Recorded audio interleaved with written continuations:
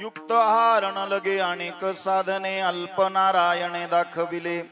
कलियुगा माझी करावे कीर्तन तेने नारायण देईल भेटी. विठ्ठल विठ्ठल.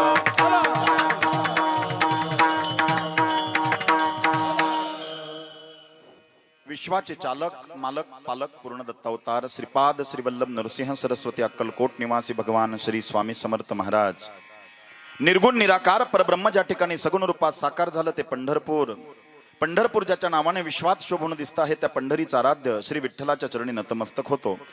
जिच्या शक्तीने विश्वाला स्फुरण मिळतं. महाकाली महालक्ष्मी महासरस्वती राजराजेश्वरी आई साहेब श्री अंबा माता की जय. सप्तशृंगी मातेच्या चरणी नतमस्तक होतो. मानवतेचा महान नंदादीप भगवत संप्रदायाच्या विशाल वृक्षाला लागलेलं गोड फळ. इंद्रायणीच्या काठावरती उठलेलं भक्तीचं वादळ.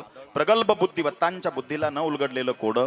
विश्व निर्माणकर्त्याच्या विशाल राजप्रसादाच्या गवाक्षातून खाली डोकवता डोकवता पडला मोती. इंद्रायणीच्या काठावर आळंदी गावात संत श्रेष्ठ ज्ञानोबा माऊलींच्या रूपात माऊलींच्या चरणी नतमस्तक होतो. एक देव राहिला वाटतं. हिंदुत्वाची शान तू संस्कृतीचा मान तू मृत्यूला आव्हान तू आम्हा हिंदूंना अभिमान तू. कोण आलं डोळ्या पुढं.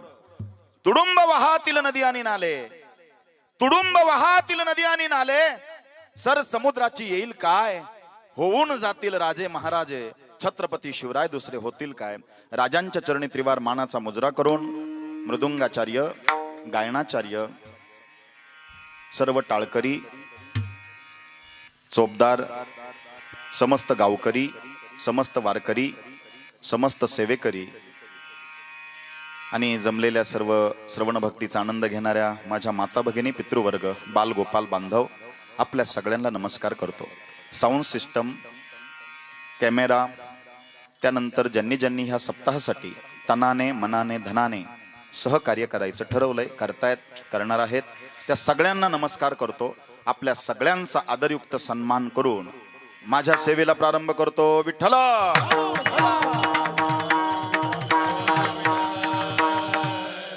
सालाबादाप्रमाणे याही वर्षी अखंड हरिनाम जप यज्ञ सप्ताह आणि ह्या दुसऱ्या दिवसाची सेवा माझ्या वाट्याला आलेली आहे. सेवेसाठी निवडलेला अभंग गुरु सद्गुरु परमगुरु परात्पर गुरु गुरुतत्व जगद्गुरु श्री संत तुकोबरायांचा 4 चरणाचा जवळजवळ सगळ्यांच्या पाठांतरातला अभंग असेल असं मानतो. नसल्यास मी 17 वेळेला रिपीट करणारा एक एक चरण तुम्ही पाठ करून घ्या कारण हा अभंग माझ्या आवडतीचा आहे. आवड अशी असावी ती आवड दुसऱ्याची आवड बनावी. विठ्ठल.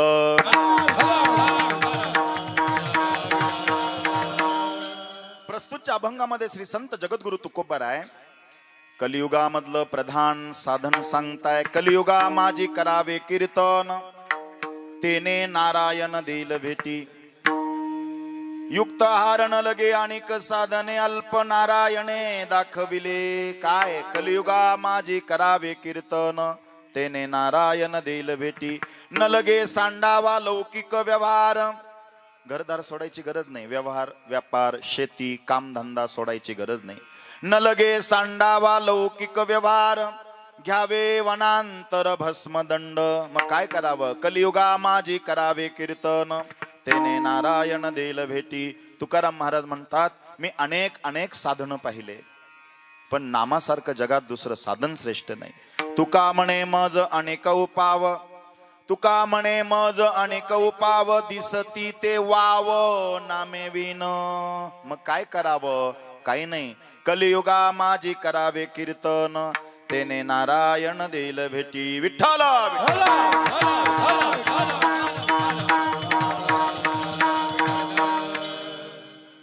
कीर्तनच करायचं ना सगळ्यांना मग टाळी वाजवली पाहिजे अशी आणि विठ्ठल विठ्ठल म्हणलं पाहिजे पण टाळी अशी नका वाजव अशी वाजवा अशी. त्याचे रिझल्ट तुम्हाला चांगले मिळतील. हे विज्ञान आणि अध्यात्म आहे बरं का. फार ताकद आहे. अशी मोठ्याने टाळी वाजवल्याने तुम्ही सुदृढ राहतात. शारीरिक आजार जातात. आणि विठ्ठल म्हणताना ठवर जोर द्यायचा जरा. विठ्ठल असं ठवर जोर का द्यायचा का हृदयाचे जे काही ब्लॉकेज असतील ते ऑटोमॅटिक निघून जातील. इतकी ताकद आहे. म्हणून विज्ञान अध्यात्माची सांगड म्हणजे कीर्तन आहे आणि आजचा विषय माझा कीर्तनच आहे. म्हणून कीर्तन कोणतं त्या कीर्तनाचे प्रकार काय, जितक्या वेळात बसेल तितका सांगण्याचा मी प्रयत्न करणार आहे. फक्त आपलं शांततेचं सहकार्य आणि सगळ्यांनी एकत्रित कीर्तन करायचंय. आपण भजन करावं विठ्ठल विठ्ठल आल्यावर, तेच खरं कीर्तन आहे. विठ्ठल विठ्ठल.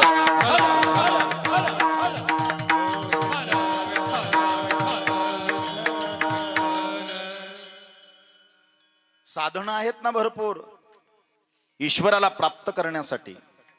चला माऊलींच्या हरिपाठाकडं. मी एकदम साधं बोलणार आहे, पण जे शास्त्रातलं आहे ते मराठी भाषेत सांगणार आहे. अवघड अजिबात सांगणार नाही, हे लेकरांना सुद्धा कळेल. लक्ष द्या सगळ्यांनी. साधनं भरपूर आहेत. योग याग विधी येणे नोहे. मग त्यांना कमी लेखलंय का? बिलकुल नाही. योग, आपण पहिला याग घेऊ. याग सोपं आहे का? आता मी तुमच्या पुढे मांडतो. जर सोपं वाटलं तर जरूर करा, कारण मला अवघडाकडून सोप्याकडे न्यायचंय. आणि आज कलियुगामधलं प्रधान साधन जे काय असेल, सोप्यातलं सोपं, सोपेवर महा सांगितले संती, एकदम सोपं साधन सांगितलेलं आहे. एनी टाइम एनीवेअर, कुठेही कधीही सगळ्यांना जमण्याजोग आहे. इथं शिक्षणाची आट नाही, इथं आधार कार्डाची गरज नाही, तुमचे काही डॉक्युमेंट्स पाहिजे काही गरज नाही, पदवीची गरज नाही. सकळासी येथे आहे अधिकार. पण याग करताना तो अधिकार आहे का? नाही. बारीक लक्ष द्या. माऊलींनी त्यांना कमी लेखलंय असं नाही, पण त्याला कर्मकांडाला विधी निषेधाची गरज असते. ते अवघड आहे, इतकं सोपं नाही. जिथं यज्ञ करायचा, पहिली ती जागा पवित्र आहे का हे पाहणं गरजेचं आहे. पण त्याच्या अगोदर एक परीक्षण असतं. ज्या जागेत तुम्हाला यज्ञ करायचा आहे त्या जागेच्या पंचकृषीमध्ये गोहत्या झालेली नसावी, 5 वर्ष गाय मेलेली नसावी, तिथं पंचकृषीत, तरच तिथं यज्ञ केला तर त्याची फलश्रुती मिळते. हा पहिला उपाय. दुसरा उपाय सांगितला, ज्या जागेत तुम्हाला यज्ञ करायचा आहे ती जागा पवित्र आहे का अपवित्र आहे, ती पहिलं परीक्षण करायचं. आता हा यज्ञाला नियम तोच आहे, घर बांधायला नियम तोच आहे, विहीर बोरवेल खोदायला सुद्धा नियम तोच आहे. आणि हे स्पष्ट करतो तुम्हाला सोपं जावं म्हणून. घर बांधायचं असेल, यज्ञ करायचा असेल, विहीर खोदायची असेल, बोरवेल करायची असेल, तर हा नियम सेम सारखाच आहे. तुम्ही काय ऐकून ठेवा, काही कन्सेप्ट तुमच्या क्लिअर झाल्या पाहिजे. लक्ष द्या. 1x1 खड्डा खोदायचा, त्याच्यातली माती काढायची. मी काठिण्य सांगतोय हा, लक्ष द्या. त्याच्यातली माती काढायची 1x1 खड्डा खोदून, आणि ती माती त्या खड्ड्याच्या बाजूलाच ठेवायची. घरातल्या कुलस्त्रीने, जी प्रमुख स्त्री आहे घरातली, तिने त्या खड्ड्यामध्ये हळदी कुंकू गंध अक्षदा फुलं व्हायचे. सहसा पांढरे फुलं, खडी साखरीचा नैवेद्य दाखवायचा, कारण ती खरी आहे सीता. कोण आहे ती? जमीन कोण आहे? सीता. पण आमचे शेतकरी इतके हुशार आहे, त्यांनी सीता शब्दाचा अपभ्रंश करून तिला ते शेती म्हणू लागले. खरा शब्द सीता आहे. तिचं पूजन झालं पाहिजे. किमान पाडव्याच्या दिवशी, इथं शेतकरी असतील, मी पण शेतकरी आहे, मी स्वतः करतो म्हणून तुका म्हणेचा कोणी सांगे, मज अनुभव आहे अंगे. अनुभव असला तरच बोलायचं. अनुभव नसेल तर नुसतं कंबर बांधलं, फेटा बांधला आणि गप्पा मारायच्या, काहीतरी असं झालं पाहिजे तसं झालं पाहिजे, नाही. जर तुकाराम महाराजांनी प्रस्तुतच्या अभंगामध्ये नामस्मरणाची ताकद, नामस्मरणाचं महत्व विशद केलेलं आहे, मग त्याची आपण अनुभूती घेतलीये का? आणि जर त्याची अनुभूती नसेल तर तितक्या ताकदीने, तितक्या कुशलतेने, नवे तितक्या साधनेने आपल्याला श्रोत्यांच्या अंतकरणापर्यंत ते वचन पोहोचवता येणार नाही. कारण अनुभवा वाचुनी बड ती. आणि हल्ली आमच्या प्रवचन कीर्तनकारांचं तेच झालंय, पाठांतर करायचं आणि सांगायचं. काय कीर्तन प्रवचन करणं सोपं आहे, पण विष्णू विना जप व्यर्थ त्याचे ज्ञान. त्याच्या जोडीला जर साधना नसेल, उपासना नसेल, तर त्या कीर्तनाचा प्रभाव स्वतःसाठी पुण्य म्हणून होत नाही आणि ऐकणाऱ्यांवर सुद्धा प्रभाव होत नाही. तुकाराम महाराज एखादं महावाक्य सांगतात, ते स्वतःवर परिणाम झालेला असतो, नंतरच वक्त्यांवर. आणि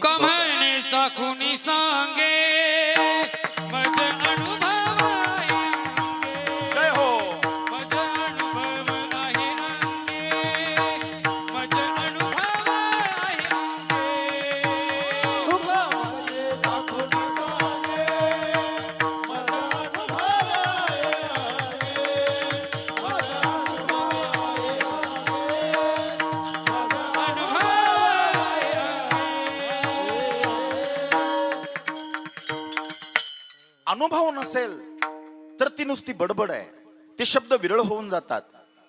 अनुभव, अधिकार पहा.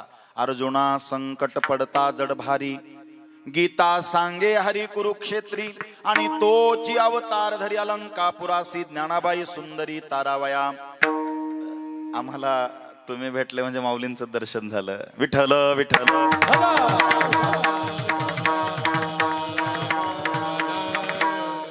कृष्णा महाराज आमच्या सोबतच येणार होते आणि त्यांनी सांगितलं बाबांना घेऊन येतो. फार आनंद झाला मला. आळंदीचं कोणी जरी भेटलं तर मला फार विशेष आनंद होतो. त्याचं कारण सांगतो, प्रामाणिकपणे सांगतो, कारण आज कीर्तन विषय आहे. मला आळंदीला राहायला जमलंच नाही. मी बारे देता देता शेती करता करता हे सगळं केलंय बरं का. परंतु माऊलींना आशीर्वाद द्यायला सांगा, निरोप द्या तेवढा. अधूनमधून आम्ही जातो साधनेला, उपासनेला, पारायणाला, देहूला सुद्धा आम्ही भंडाऱ्या डोंगरावर जात असतो. कारण साधना नसेल तर मग त्याचा फायदा नाही आहे का नाही.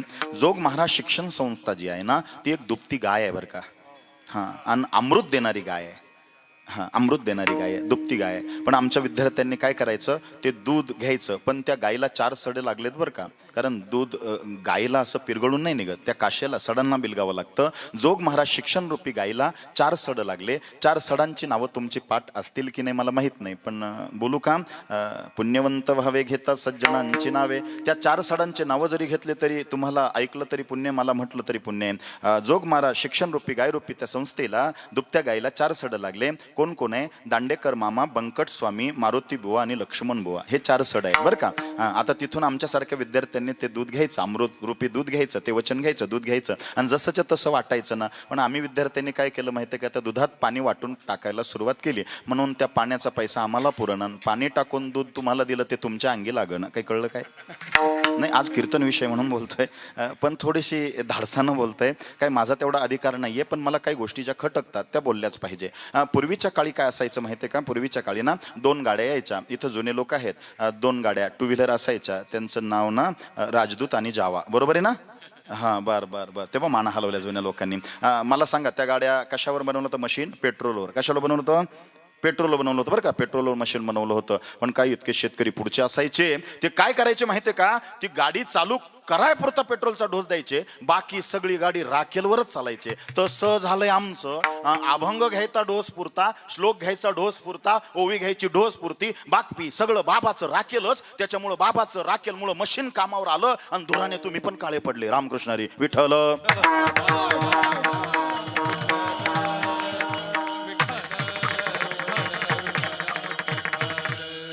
परवा माझा एक व्हिडिओ जरा व्हायरल झाला. मला महाराष्ट्रभरातून फोन, बाबा तुम्ही बरं झालं डायरेक्ट बोलले.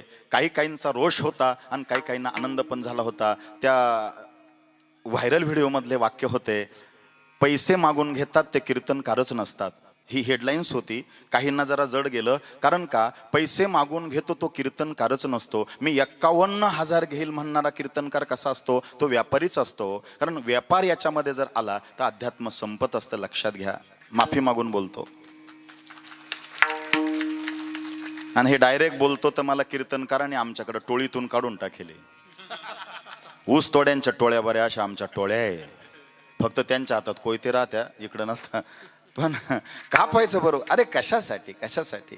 किती किती फुकट दिलंय आम्हाला. ज्ञानेश्वरीचं काय घेतलंय का माऊलींनी? समोर ज्ञानेश्वरी गाथा दिला तुकोबांनी, काय घेतलंय का? नाही, मोफत दिलंय, मोफत दिलंय. मग मिळतंय ना. मी म्हणत नाही तुम्ही घेऊ नका, जरूर घ्या, लोक देतात सुद्धा. पण काय करावं, नुसती हा वाढतच चालली आहे. हे एवढं पाहिजे, तेवढं पाहिजे, अमुक पाहिजे, धमुक पाहिजे, असंच पाहिजे, तसंच पाहिजे. अरे नाही रे, एखाद्या ठिकाणी जर परिस्थिती नसेल तर तसं करून द्यायला काय हरकत आहे सांगा बरं आम्हाला. मी तर जातो बाबा, करतो बाबा. कारण का करतो? ज्ञानेश्वरीवर आलेले सगळेची सगळी दक्षिणा जवळजवळ तुमच्या माहितीसाठी सांगतो, कारण काम इथं प्रामाणिक असावं. जवळजवळ 85 ते 1.25 लाखापर्यंत ज्ञानेश्वरीवर वर्षभरात दक्षिणा जमते. किती जमते? मी छोटा कीर्तनकार आहे बरं का, तरी सुद्धा एवढी जमते. मोठे जे असतील त्यांचा मला काही हिशोब माहित नाही. ते तेवढीची तेवढी रक्कम आणि इथं मिळालेलं पाकिट ते इथं फोडायचं नाही, ते घरी गेल्यानं. माझा आजचा विषय चाललाय कीर्तन, लक्षात घ्या, म्हणून बोलतोय. नाही तर हे विषयांतर मी करणार नाही आणि विषयाला अनुसरू नये. ते पाकिट इथं फोडायचं नाही, ते घरी गेल्यानंतर देवासमोर फोडायचं. त्याच्यातली 1 नोट न मोजता देवासमोरच्या गल्ल्यात टाकायची. वर्षभरामध्ये तो गल्ला 1-1.5 लाखापर्यंत जमतो. 1 वर्षात. हा हा हा माझा हिशोब चाललाय. हा दुसऱ्यांचा मी नाही सांगत. आता इकडचे 1,00,000-1,25,00,000 रुपये, इकडचे 1,00,000 रुपये, जवळजवळ म्हणजे 2-2.5 लाख रुपये झाले का? झाले. आता इकडं काही आलो नाही मी, पण पुढच्या वर्षी माझं चाललंय इकडे यायचंय.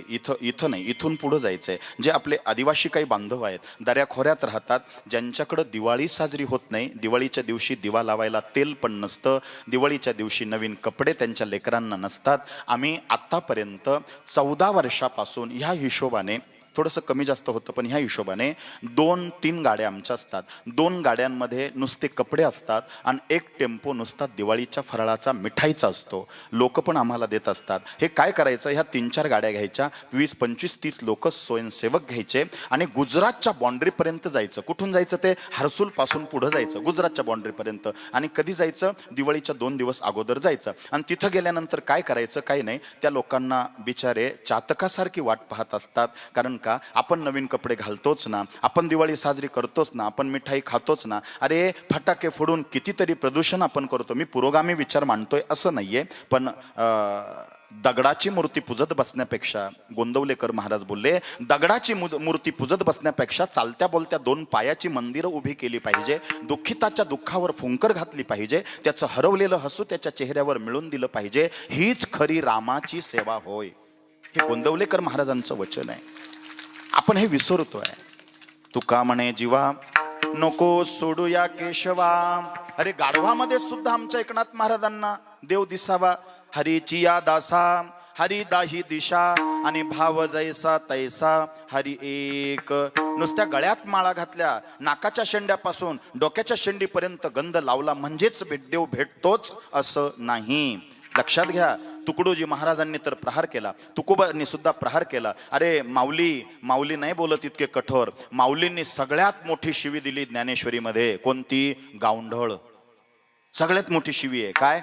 गावंढळ. म्हणजे अरे तू काय मूर्ख आहेस का? तू गावंढळ आहेस का? अडाणी आहेस का तू? तुला कळत कसं नाही? ही सगळ्यात मोठी शिवी आहे. पण तुकोराम महाराज, ज्ञानोबा आमची आई आहे म्हणून ती अंजारते गोंजारते जवळ घेते, आणि तुकोबा आमचा बाप आहे म्हणून तुकोबा अधूनमधून फटका देतात. जो आई बापाची सेवा न करता पंढरीच्या वाऱ्या करत असेल, काय बोललो मी? तुकोबांचं म्हणणं आहे, जो आई बापाची सेवा न करता पंढरीच्या वाऱ्या करत असेल, तुकोबा म्हणतात, झाडावरी मुंगळा करी येऱ्या झाऱ्या, तैशा वाऱ्या केल्या पंढरीच्या. अरे गळ्यात तुझ्या माळ आहेत, 30 माळा गळ्यात घातल्यास, आणि बायकोचा फोन आला घरून, चंद्रभागेचं स्नान करून गंधच लावित होता, धोतर वगैरे नेसलं, कपडे घातले, गंध लावला, बायकोचा फोन आला, कुठे आहे तुम्ही? गावकऱ्यांच्या नादाला लागले, त्या करंट्या वारकऱ्यांचे गेले पंढरपूरला. आई करंटी, तुमचा बाप करंट आणि तुम्ही करंटे. मला चांगले चांगले नवरदेव पाहायला आले होते, भिकाऱ्याच्या दारात पडले. याचा स्पीकर नेमका ऑन होता आणि मी ऐकत होतो. कोणाचं ऐकू नये पण ऑन होतं, मी काय करू? चाललं होतं तिचं गृहमंत्र्याचा फोन. हा म्हणला, तुला झालं काय? तुमच्या म्हातारडीला म्हणले फक्त पिठाचा डबा गिरणीतून घेऊन ये, गेली नाही मेली, याचे त्याचे उमरे पुसती. कसे उमरे पुसतात देव जाणे, तुम्हालाच माहिती. काय शब्द आहेत. मग हा म्हणला पप्पाला सांगायचं. हा तुमचा पप्पा धड पडला म्हणला. हा कासला पप्पा धड पडला म्हणली. हा मेल्याला आल्याचा चहा देते, त्याला गेल्याचा आवडतो. काय कळलं काय? चहात काय वापरता? आल्याचा येतो, गेल्याचा येतो का तुम्हाला? गेल्याचा खरंच. हा जन्म मृत्यूची या लाठी झळंबती या सृष्टी, ते देखून या पोटे ऐसे झाले, म्हणून गा पांडवा या मूर्तीची या मेळवा, तयांची या गावा मी धावतो आलो. काय गोड ओव्या. प्रत्येक प्रश्नाचं उत्तर ज्ञानेश्वरीत आहे. तुम्ही एकदा तरी वाचा. सगळ्यांच्या पाया पडून विनंती करतो.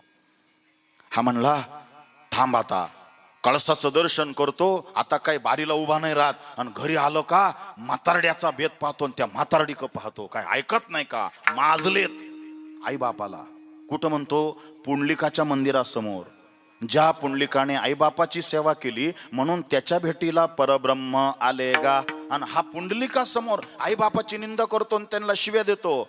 आणि आमच्या तुकडोजी महाराजांनी हे ऐकलं. ज्याच्या गळ्यात 30 माळा होत्या तुळशीच्या, तुकडोजी महाराजांनी प्रहार केला. गळ्यात तुळशीची लाकडं, आतून हरीशी वाकडं, कधी सुधरतील अशी माकडं. विठ्ठल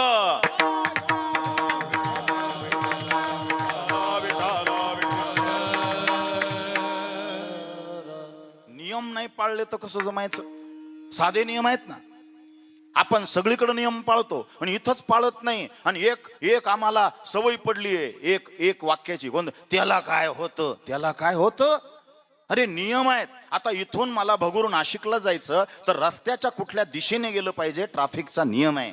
मी म्हणलो मी कीर्तनकार आहे, रस्त्याच्या डाव्या नाही मी उजव्या बाजूने जाईल, मरशील अपघाताने मेल्या.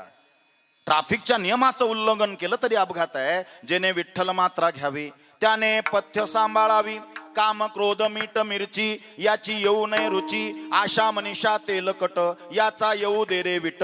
भक्ती भाव तूप पोळी यासी सावध होणे गिळी. तुका म्हणे औषध घ्यावे त्याने ब्रह्मानंदी राहावे. इतकी ताकद आहे अध्यात्माची, पण नियम पाळून. लक्षात घ्या. आता योग मी याग सांगतोय, जाऊ द्या वेळ कमी माझ्याकडं. असं सगळं पीक दिसलं का असं वाटतं किती सोंगावून किती नाही, कळलं काय? तरी असे ग्रुपनी बसले, सगळे आपल्याच गटातले ना? हा नाही, ते असे वेगळे वेगळे बसले म्हणून मला वाटलं चला लक्ष द्या. शांततेत ऐकताय तुम्ही, मी तुमच्या हिताचं सांगतोय. लक्ष द्या, एक सेकंद वाया जाऊ देणार नाही. लक्ष द्या. यज्ञ करायचा आहे, विहीर खोदायची, घर बांधायचं आहे, बोरवेल करायची आहे. नियम तोच आहे. 1x1 खड्डा खोदा, माती बाजूला ठेवा. याग किती काठीण्य पहा. आणि मग काय करा, त्याची पूजा करा. सीता आहे ती सीता म्हणून किमान 4 मुहूर्तांपैकी 1 मुहूर्ताला गुढीपाडव्याला 1x1 खड्डा खोदून त्याच्यात नैवेद्य पुरणपोळीचा टाका. डोकं टेकून दर्शन करा. कारण ती सीता आहे, आपण तिच्यातनं नुसतं घेतो, तिला काही देत नाही. शेतकऱ्यांनी हे केलं पाहिजे. बांधावर जर म्हसोबा असेल, इकडे म्हसोबा असतो काय असतो, म्हसोबा असतो. म्हसोबाला कोंबडे बकरं मारायचे नाही. अंधश्रद्धा सोडा. चंद्रापर्यंत यान गेलंय आता, कुठल्या दुनियेत आपण राहतो? कोंबडे बकरं मारून हे देवत प्रसन्न होत नाही. ते सेंद्रिय देवत असतात, त्यांचा नैवेद्य आहे. म्हसोबाचा नैवेद्य कोंबडे बकरं नाही. म्हसोबाचा नैवेद्य आहे बाजरीची भाकरी, शेंगदाण्याची मिरची, 1 लिंबू आणि कांदा. हे म्हसोबाला ठेवायचं. 1 नारळ फोडायचं आणि विनंती करायची, म्हसोबा महाराज आमच्या या शेतामध्ये कमी खर्चात, कमी फवारणीत, कमी पाण्यात चांगलं असं पीक येऊ दे. तुला आई भगवतीची शपथ आहे. तो कुणाला घाबरत नाही, तो फक्त देवीला घाबरतो. कारण म्हसोबा हा देव नाही, देवीने मारलेला दैत्य, त्याचं नाव महिषासूर. त्याचा झाला म्हसोबा. महसूल खात म्हसोबा कुणाच येईल बरं का. म्हणून त्याचा सन्मान होणं गरजेचं आहे. पण त्याला कोंबडे बकरं लागत नाही. कोंबडे बकरं दुसऱ्यांनाच लागत आहे. म्हसोबाला जर कोंबडे बकरं लागत असते तर तो म्हसोबा त्याच्या डोक्यावर पाय देऊन बकरं वरचा पाला खात्या. म्हसोबाने धरून खाचं ना बकरू नाही, ते दुसऱ्याच खाद्य. जर म्हसोबाला बकरू आवडत असतं तर मग खाणारे काय करता माहितीये का, त्याला मुंडकं आणि खुऱ्या वाहतात ज्या शिजत नाही. म्हणजे म्हसोबाचे भक्त किती स्वार्थी आहे याच्याहून लक्षात येतं. आई माऊल्या असतील, साती आसरा जर असतील, माझ्या माता भगिनीनं तुमच्या अंगात येत असेल, संचार होत असेल, संततीत अडथळे असतील, सतत आजारपण असेल, कौटुंबिक मुलींचे प्रश्न असतील, काळजी करू नका. आई माऊल्या साती आसरा जर असतील तर पत्रवाळीवर आळणी भातामध्ये दही टाकून त्या आई माऊल्या साती आसऱ्यांना शुक्रवारी किंवा पौर्णिमेला तो नैवेद्य अर्पण करा. ओटी भरण तिथं द्या. प्रसाद खाऊ नका. म्हसोबाचा आणि सेंद्रिय देवतेंचा प्रसाद खायचा नसतो. तिथं मान सन्मान करा. तुमच्या घरामध्ये सौख्य निर्माण होईल. लक्षात येते सगळ्यांच्या. मी मुद्दामून का सांगतो, कारण खेड्यापाड्यामध्ये इकडं आउटसाईडला ज्या ठिकाणी जरा दळणवळणाची सोय कमी आहे, ते लोक अजून सुद्धा त्या अंधश्रद्धेमध्येच अडकून पडलेले आहे. म्हणून अंधश्रद्धा ठेवू नका. अंधश्रद्धा तुम्हाला अधोगतीला नेईल. डोळस श्रद्धा ठेवा. दृढ निश्चयानी भक्ती तैसी सद्गुरु चरणी आसक्ती. तेने येत मोक्ष हाती अन्य साधने व्यर्थची. एक करती कीर्तन, एक मांडिती पूजन, एक करती होम हवन, एक षटकर्मे आचारती, एक लोका उपदेशिती, एक भजना माझी नाचती, एक ब्राह्मण भोजन करती, एक बांधती देवालये परितयांचे चरण. दुर्लभ सद्भक्ती वाचोन केली असी नाना साधन. भावा विना सर्व व्यर्थ. भजन करा विठ्ठल विठ्ठल.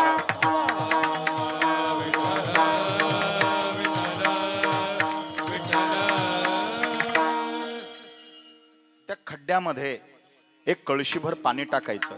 पाणी कसं जिरतं मी याग सांगतोय. माऊलींचं म्हणणं आहे योग याग विधी. पहिला याग सांगतो, योग सांगतो, विधी पण सांगतो. आणि हळूहळू आपल्या कीर्तनामध्ये जगद्गुरु तुकोबारायांनी आजच्या अभंगामध्ये जे प्रधान साधन सांगितलंय कलियुगामध्ये त्याच्याकडं मी प्रवृत्त होतो. सर्वांगाचे कान करा. किती काठीण्य पहा.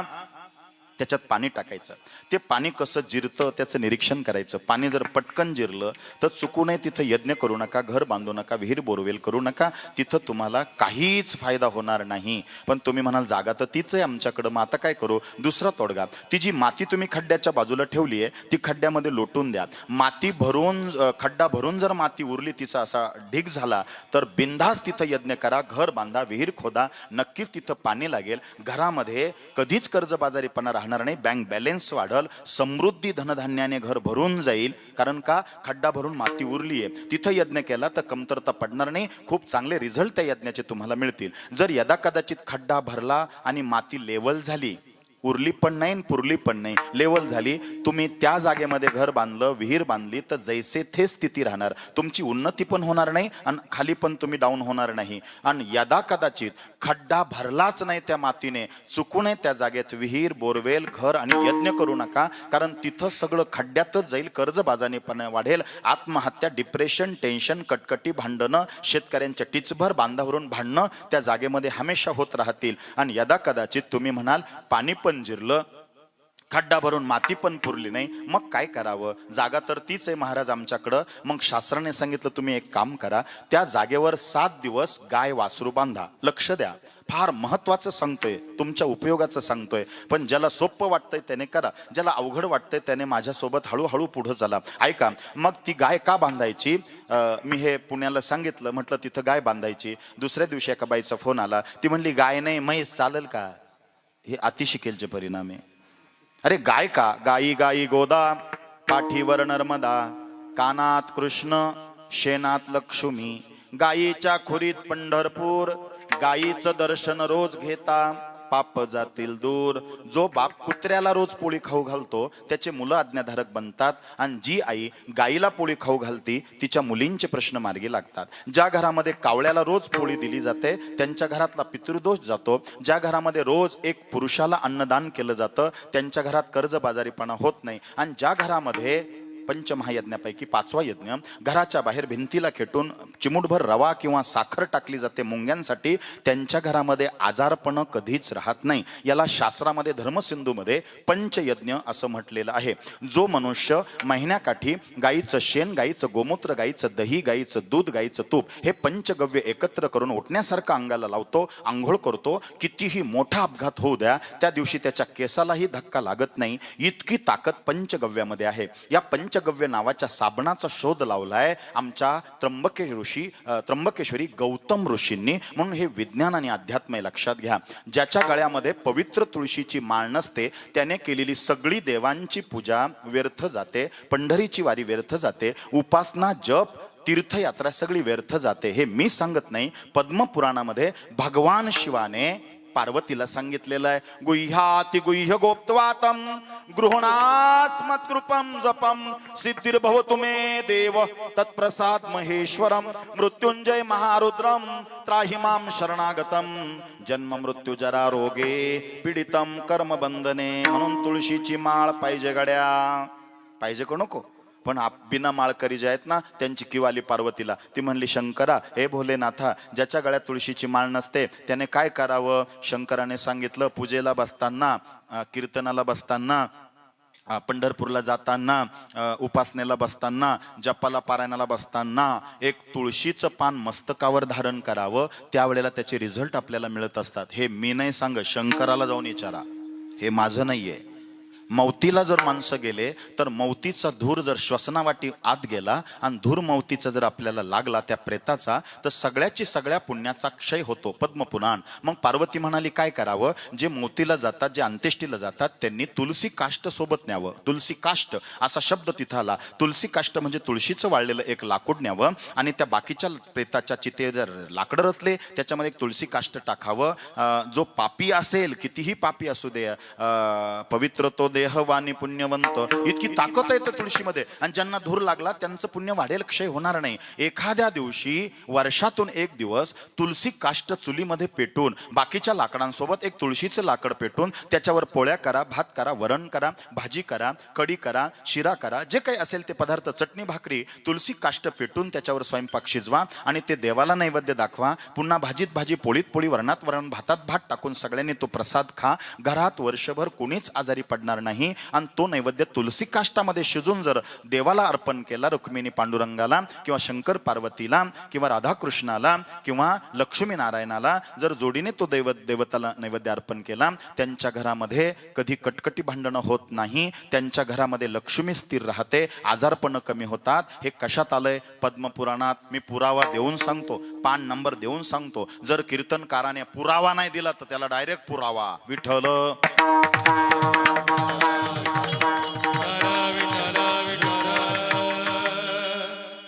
जाऊ द्या, काय काय सांगू, पण हे हिताचं सांगतोय बरं का, तुम्हाला रिझल्ट मिळावे म्हणून. अजून फार राहिलंय पण वेळ कमी माझ्याकडं. आणि मग त्या जागेवर 7 दिवस गाय वासरू बांधायचं. का बांधायचं? गाईचं शेण आणि गोमूत्र तिथं पडल्यानंतर त्या गाईच्या पायाने तुडवलं पाहिजे त्या जागेत. ती जागा पवित्र होते. कितीही जागा अपवित्र असू द्या, ज्या जागेवर तुम्हाला यज्ञ करायचा आहे, ज्या जागेवर तुम्हाला घर बांधायचंय, बोरवेल विहीर खोदायची आहे, 7 दिवस तिथं गाय बांधा. त्या गायीने आपल्या पायाने शेण आणि गोमूत्र तोडवलं त्या मातेमध्ये, ती जागा पवित्र होते. आणि ज्या वेळेला ते वासरू गायला बिलकतं आणि दूध पितं, तिच्या तोंडाला येणारा जो फेस आहे तो त्या जागेवर पडल्याच्या नंतर ती जागा पवित्र होत असते, असं शास्त्र सांगत असतं. म्हणून त्या जागेवर ती गाय बांधावी. आता 7 दिवस गाय बांधली, यज्ञ करायचा आहे. यज्ञाचा पहिला आय आणि व्यय काढायला लागतो. सोपं का अवघड आहे? ज्याला सोपं वाटतं त्याने करा, नसेल तर माझ्यासोबत थोड्या वेळाने पुढं पुढं चला. मी तुमच्या पुढं सगळं मांडतोय. हे किती काठिण्य आहे, विधी निषेधाची गरज आहे. कर्मकांडाला फार त्रास आहे, वेळ आहे त्याला. कुठल्या दिशेला तोंड कर. ऐका आता, त्या जागेचा आय व्यय काढला. आय व्यय म्हणजे काय? आय माने इन्कम, व्यय माने आउट गोईंग. आय कधीही मोठा पाहिजे, व्यय छोटा पाहिजे. ज्याचा आय छोटा आहे आणि व्यय मोठा आहे त्या जागेत कायम कमतरता भासते, कधीच पूर्णता होत नाही. म्हणून आय मोठा असावा, व्यय छोटा असावा. तुमच्या लक्षात आलं का?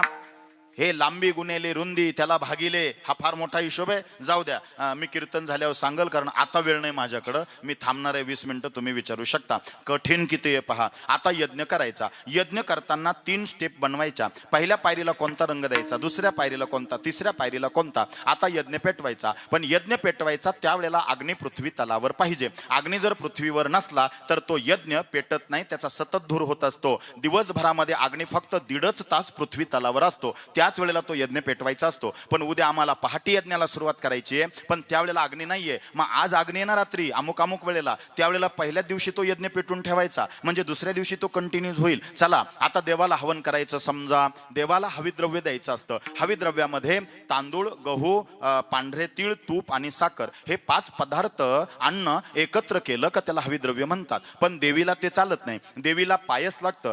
माझ्याकडे लक्ष द्या, माझ्याकडे लक्ष द्या, वयच आहे ते, माझ्याकडे लक्ष द्या, इकडे बघा. देवीला पायस लागतं, देवाला हविद्रव्य लागतं. पायस म्हणजे काय? आळणी भातामध्ये थोडं दूध टाकायचं, तूप टाकायचं, तीळ टाकायचे आणि तूप थोडंसं टाकायचं, दूध टाकायचं, याला पायस असं म्हणतात. देवीला स्वाहाकार करताना 5 बोटाने करावा. देवांना स्वाहाकार करताना ह्या 3 ही मृगी मुद्रा बनवावी, अशी ह्या पद्धतीने आणि स्वाहाकार करावा. आता सुरू झाला यज्ञ. हरि ओम श्रीमद पयोनिधी निकेतनम चक्रपाणे भोगींद्रम भोगमुनि रंजितम पुण्यमूर्ते योगीश शाश्वत शरण भवाब्दिपोतम लक्ष्मी नृसिंहमदिहि करावलंबम स्वाहा.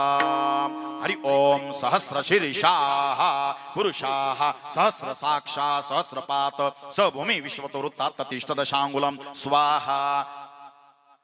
16 वर्षापूर्वी हेच करीत होतो मी,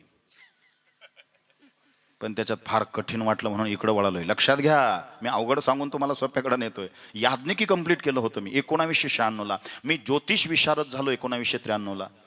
मी आयुर्वेदाचार्य झालो 1998ला. मी वेदांत केलं 2002 पर्यंत. हे जसंच्या तसं आहे, पण हे आपल्याकडं आहे, ते समोरच्याला नाही कळलं तर त्याचा फायदा नाही. म्हणून सोपेवर माम्हा, सोपं सांगायचं.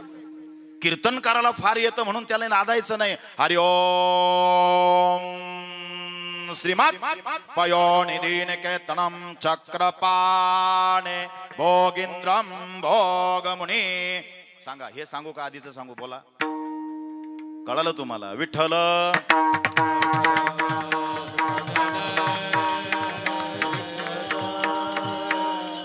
कळलं तुम्हाला? आता यज्ञ चालू असताना मंत्र जर चुकला त्याचे रिझल्ट चुकतात. एका बाबाला आणि एका आजीला यज्ञाला बसवलं, पण बाबा नेमके कानातलं ते मशीन असतं ना आवाजाचं, बहिरेपणाला असतं बघा, ते विसरून आले. आणि मग गुरुजींनी सुरू केलं, बाबा म्हणा ओम यमाय नमः विष्णवे नमः रक्षयामि स्वाहा रक्षयामि स्वाहा रक्षयामि स्वाहा. अर्थ असा होता, हे विष्णुदेवा, यमापासून माझं रक्षण कर. जर अंतकाळाला तू आला तर तू ये स्वतः त्या यमाकडून त्या दिशेला मला जाऊ देऊ नको. ओम यमाय नमः विष्णवे नमः रक्षयामि स्वाहा रक्षयामि स्वाहा. याचं मशीन राहिलं होतं घरी. हा म्हणला यमाय नमः भक्षयामि स्वाहा. यज्ञ झाल्या झाल्या मात्र मेलं. रिझल्ट चुकले ना. किती कठीण नाही पहा. म्हणून माऊली म्हणतात याग नको, आता योग. योग सोपा आहे का? योग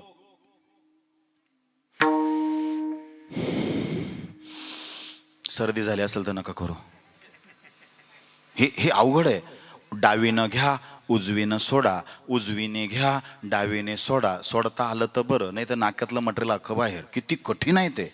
आणि ती बाई म्हणली हे टीव्हीवर काही जमतच नाही बाई, नाशिकला जाऊन आता योगच शिकून येते. आणि 10 दिवस नाही महिनाभर योग शिकून आली. आणि म्हटली चला आता नुसतं शिकून आले तर आपण प्रॅक्टिकली अनुभवलं पाहिजे. घरी एक तर पाहुणा येलो होता. रोज सासूला उठवायची, म्हणायची जा बाहेर पळत या घरात पळत, जा बाहेर पळत या घरात पळत.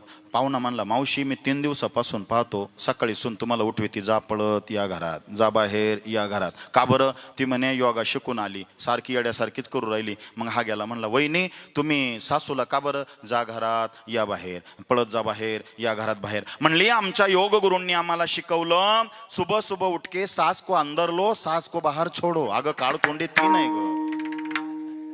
कळलं का तुम्हाला? हिंदीमध्ये सास म्हणजे कोण? श्वास. हिला वाटलं सास म्हणजे आत्याबाई सासू, मेली ना सासू महिन्यात. योग याग विधी येणे नोहे सिद्धी. मग आता हे जर सगळं कठीण वाटत असेल, सगळं कठीण वाटत असेल, मग तुकोबा आम्ही काय केलं पाहिजे? अभंगाचं दुसरं चरण, कलियुगा माझी, कलियुगा माझी करावे कीर्तन, कलियुगा माझी करावे कीर्तन, कलियुगा माझी करावे कीर्तन, कलियुगा माझी करावे कीर्तन.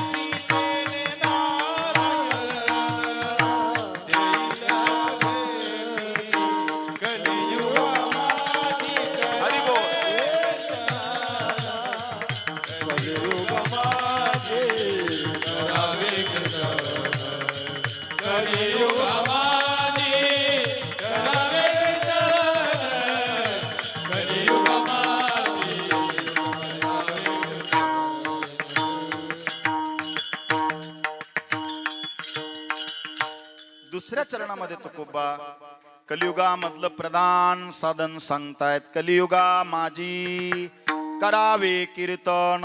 त्याचा आउटपुट रिझल्ट काय? तेने नारायण देईल भेटी. कलियुगामध्ये काय केलं पाहिजे? कीर्तन केलं पाहिजे. आता ते कीर्तन म्हणजे काय सांगतो मी.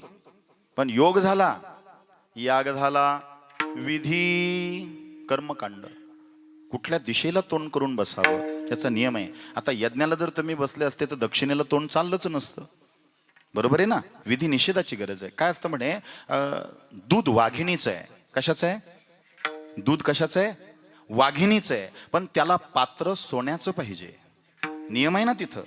मग तिथं नियम आहे, ते लोखंडाच्या पात्रामध्ये वाघिणीचं दूध घेतलं तर त्याला होल पडून ते खाली गळून जातं. इतकी ताकद असते त्या वाघिणीच्या दुधामध्ये. त्याला सोन्याचंच पात्र पाहिजे. म्हणजे विधी निषेध आला तिथं. त्याचप्रमाणे जर तुम्हाला ज्ञान हवं असेल तर त्याच्या जोडीला वैराग्य पाहिजे. वैराग्या वाचून काही ज्ञानाचे तगणेची नाही. म्हणजे ज्ञान पाहिजे असेल तर त्याला जोड वैराग्याची पाहिजे. विधी निषेधाची गरज आहे कर्मकांडाला. ते जमत नाही. साधा सत्यनारायण करायचा. एका मावशींच्या घरी गुरुजी येणार होते सकाळी 10ला, पण त्यांना 11 पूजा होत्या. ते म्हणले 11 पूजा हिच्या घरी जर 10ला गेलं तर ती पूजा करायला जवळजवळ शेवटच्या पूजेला मला 11च वाजतील. मग काय करायचं? म्हणे आपण काय करू, जरा लवकर जाऊ. मग त्या मावशींच्या घरी गुरुजी 10ला जाणार होते, ते 9 वाजताच गेले. यजमान तर झोपलेलेच होते. कान धरून उठवलं त्या बाईने. ती सारवीत होती. गुरुजी बरं झालं लवकर आले. हात धुतले, तिने पटापटा चौरंग दिला, केळीची पानं बांधली. सत्यनारायण बरं का. योग याग विधी. विधीला बघा, कर्मकांडाला विधी निषेधाची गरज आहे, लक्ष द्या.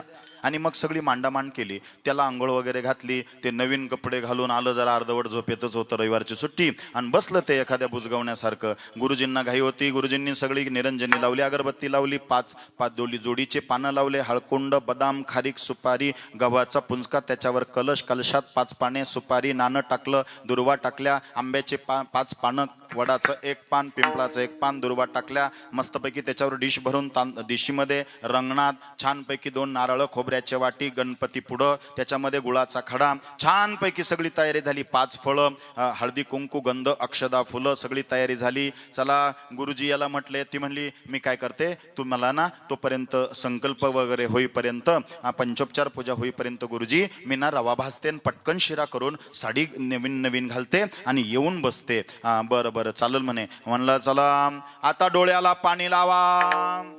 हा जरा अर्धवट झोपेत होता. डोळ्याला पाणी लावा म्हणल्यानंतर याने गुरुजींच्या डोळ्याला पाणी लावलं. नेमका गेलं ना डोळ्यात बोट.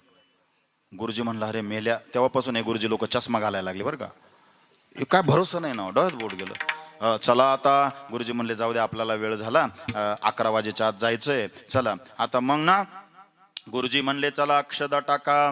देवावर, रंगनाथावर, गणपतीवर अक्षदा टाकायच्या. तर याने गुरुजींच्या डोक्यावर अक्षदा टाकून दिल्या. हे कधी बसेलच नाही पूजेला, हा ठोंब्या बसलं. ते त्याच्यासाठी बायको पाहिजे जवळ, सपोर्ट असतो ना तो.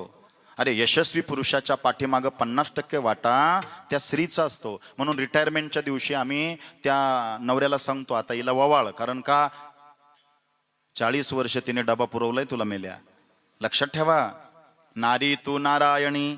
आता जर काउंटिंग केलं तर यांची संख्या जास्त आहे पुरुषांपेक्षा, आहे का नाही.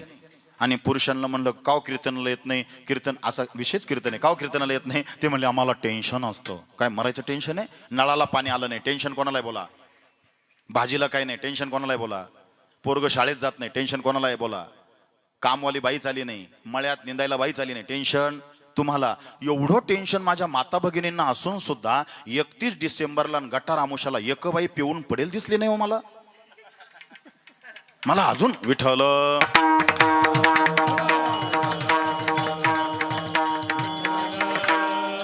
असं वाटतं सारखं भजन व्हावं, यांच्या चाली व्हाव्या, पण काय करू, मला बोलायलाच वेळ पुरत नाही. अरे काय वाजत नाही मृदुंग, अक्षरशः बोलतोय. हे दुरापास्त लोक आहेत.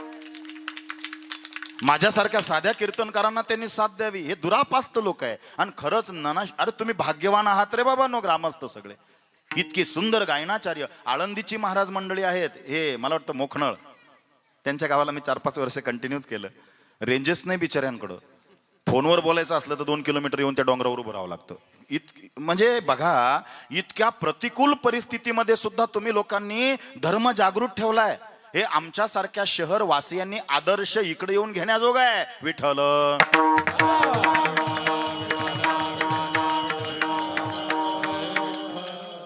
फार सुंदर नियोजन आहे. आखीव रेखीव मंडप आहे, साऊंड सिस्टम तर अरे वा, क्या बात आहे, बहुत बढिया. एकदा टाळ्या वाजवा त्यांच्यासाठी.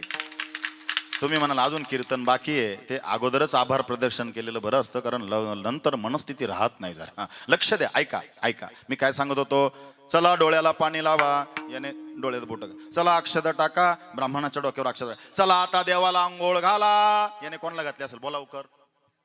गुरुजी नाहून काढला, ते येऊलं ना, ते चिडलं ना, किती केव्हाचं मेल्याचं सहन करतो म्हणलं, अशी बाई वर केली. तयार राहा बरं का, आता वाजणार आहे. अशी बाहेवर केली आणि त्या यजमानाच्या जोऱ्यात, एवढ्याच जोऱ्यात वाजली, मुस्काटात मारली, लय जोऱ्यात वाजली हो. यजमानाला वाटलं हा विधीतलाच प्रकार असला पाहिजे.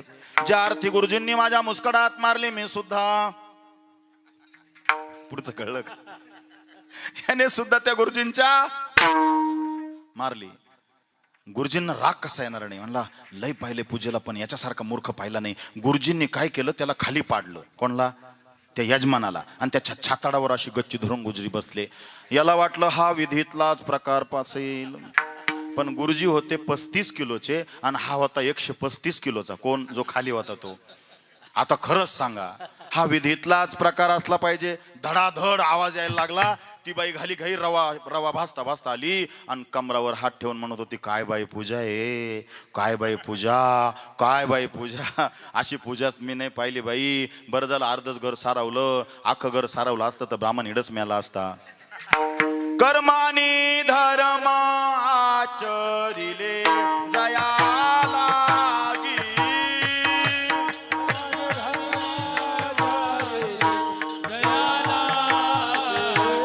कर्मानी धर्म आचरिले जया लागी,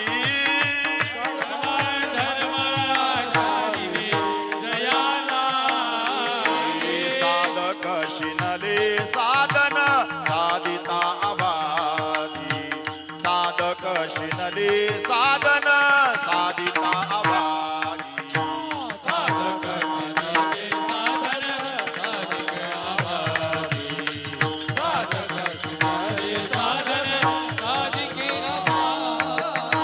गोड तुझे नाम विठोबा आवडते मला, गोड तुझे नाम विठोबा आवडते मला, तुझे विचारिता मना येतसे लाद, तुझे उच्चारिता मना येतसे लाद.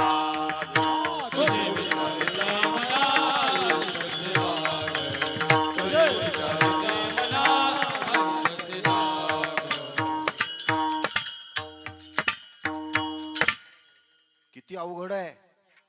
कर्मकांडाला विधी निषेधाची गरज आहे.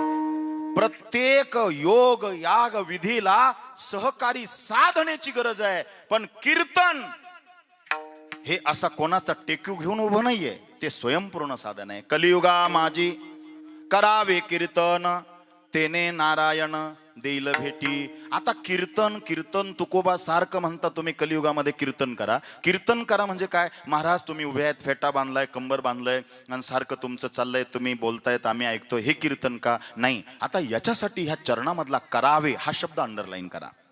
धरला का डोक्यात, लक्षात ठेवला का, कोणता शब्द, कलियुगा माझी करावे, हा अंडरलाईन करा शब्द. करावे हा शब्द महत्वाचा आहे. करावे म्हणजे काय, अडाण्यातल्या अडाणीही माणसाला करता यावं ते कीर्तन. आता कीर्तन कोणतं, नामावर असतं, रूपावर असतं, स्वरूपावर असतं, संतपर असतं, उपदेशपर असतं. लक्षात घ्या, रूपपर असतं, कालापर प्रकरणातलं कीर्तन असतं. पण हे कीर्तन सगळ्यांना जमतील काय, नाही जमणार. म्हणून माझ्याकडे लक्ष द्या, इकडे लक्ष द्या, इकडे लक्ष द्या, माझ्याकडे पहा. करावे, करावे कीर्तन. करावे म्हणजे सगळ्यांना करता येईल असं कीर्तन. मग ते कीर्तन कोणतं आहे, हरिपाठामध्ये माऊली बोलतात, नामाचं कीर्तन साधन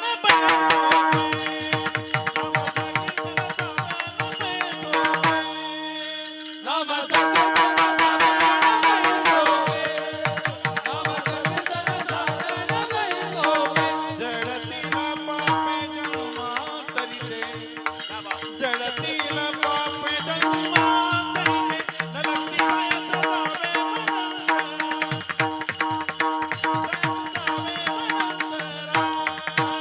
जळतील पापे जन्मांतरीचे, जळतील पापे जन्मांतरीचे, नलक्ती मायाचा जावे वनांतरा, नलक्ती मायाचा जावे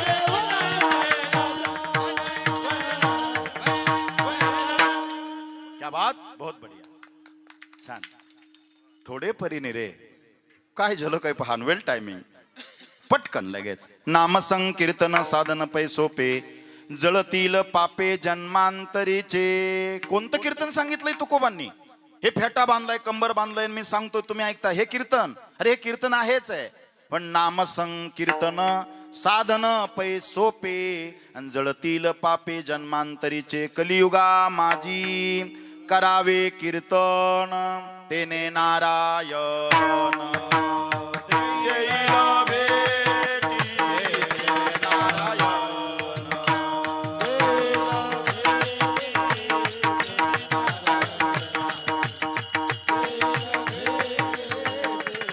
करावे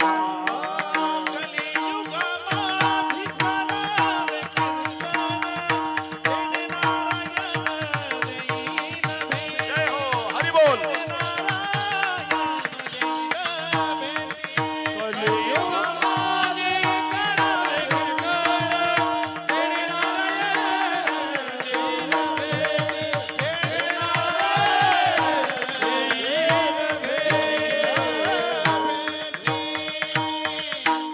सततम कीर्तयंतो माम. सतत देवाचं नामस्मरण म्हणजे कीर्तन आहे. कुठेही कधीही एनी टाइम एनिवेअर. अहो भांडण झालं ना, शिवी नाही द्यायची, म्हणायचं रामकृष्ण हरी. हरी बोला भांडता, हरी बोला कांडता, हरी बोला भांडता. हरी बोला कांडता, उठता बैठता हरी बोला, हरी बोला उठता बैठता हरी बोला, हरी बोला भांडता, हरी बोला कांडता,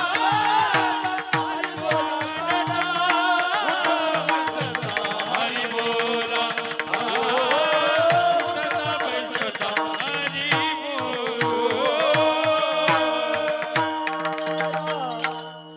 करावे कीर्तन.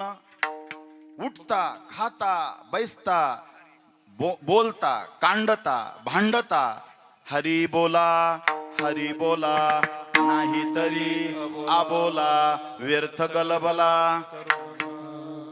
हरिमुखे म्हणा, हरिमुखे म्हणा, पुण्याची गणना. किती महत्व आहे नामस्मरणाला, किती ताकद आहे नामस्मरणामध्ये. तेने नारायण देईल भेटी. लोहगावला तुकोबरायांचं कीर्तन हमेशा असायचं. बरं, कीर्तन काय 2 तासाचं नव्हतं. आमच्या मामांनी हा नियम बनवलाय. कारण काय असतं, 1-2 तासापेक्षा जास्त वेळ मनाजीराव जवळ बसत नाही. म्हणून 1 तास प्रवचन, 2 तास कीर्तन, आणि रात्रभर चालतो तो तमाशा. पण पूर्वीच्या काळी ऐकणारे हे अधिकारी होते आणि सांगणारे सुद्धा अधिकारी होते. तुकाराम महाराज रात्रभर कीर्तन करायचे. रात्रभर कीर्तन करायचे. ऐकणारे सुद्धा एकाग्र चित्ते करिता श्रवण, तेने होय दिव्य ज्ञान. त्या ज्ञाने परमार्थ साधन पंथ सुलभ होतसे. सचरित्र श्रवण करता परमानंद होय चित्ता. ओळखू या सत्य सत्यता परमार्थ प्रपंचाची. या नरदेहा येऊन काय करावे आपण, जेणे होईल सुगम दुस्तुर हा भवपंथ. ज्या शिवानी ती भले सज्जन ज्या मार्गे गेले, सर्व दुःख मुक्त झाले तो पंथ धरावा. असं वाटतं काही बोलू नये, ओव्याच म्हणाव्यात, इतक्या गोड आहेत.